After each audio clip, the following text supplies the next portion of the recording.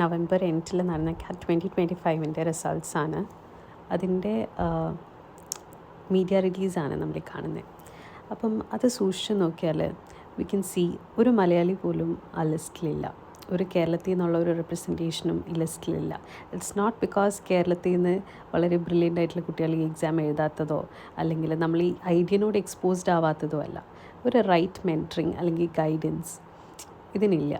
നമ്മളിങ്ങനെ ഒരു പ്രാവശ്യം ഒരു വൺസ് ഓർ ട്വൈസ് ഈ എക്സാം എഴുതിയാൽ നമുക്ക് അതിൻ്റെ ഒരു ഹാങ് കിട്ടും. ലൈക്ക് എങ്ങനെ നമുക്ക് എക്സാമിൽ എക്സൽ ചെയ്യാം. ഐ വുഡൻ സേ ടോപ്പ് പെർസെൻറ്റൈലല്ല, പക്ഷേ അറ്റ്ലീസ്റ്റ് നമുക്ക് ഒരു to make it to the call list എങ്കിലും എന്ത് ചെയ്യാന്നുള്ളത് വി കൻ നോ. അപ്പോൾ അതിൻ്റെ വളരെ ഇമ്പോർട്ടൻ്റ് ആയിട്ടുള്ളൊരു ഫാക്ടറാണ് അറ്റ്ലീസ്റ്റ് ഏതെങ്കിലും ഒരു സെക്ഷനിൽ നമ്മൾ എക്സൽ ചെയ്ത് ബാക്കി എല്ലാത്തിൻ്റെയും സെക്ഷനിൽ കട്ട് ഓഫ് ക്ലിയർ ചെയ്താൽ തന്നെ നമ്മളൊരു സേഫ് സോണിലെത്തി.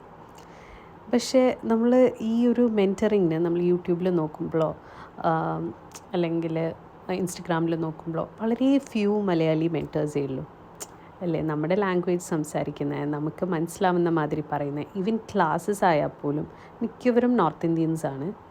അവരുടെ ക്ലാസ്സസാണ് മോസ്റ്റ്ലി മിക്സ്ഡ് വിത്ത് ഹിന്ദിയാണ്. നമുക്ക് വളരെ എന്താ പറയുക, ന്യൂ ആയിട്ടുള്ള കോൺസെപ്റ്റ്സ് നമ്മുടെ ലാംഗ്വേജിൽ എക്സ്പ്ലെയിൻ ചെയ്യുമ്പോൾ അതിൻ്റെ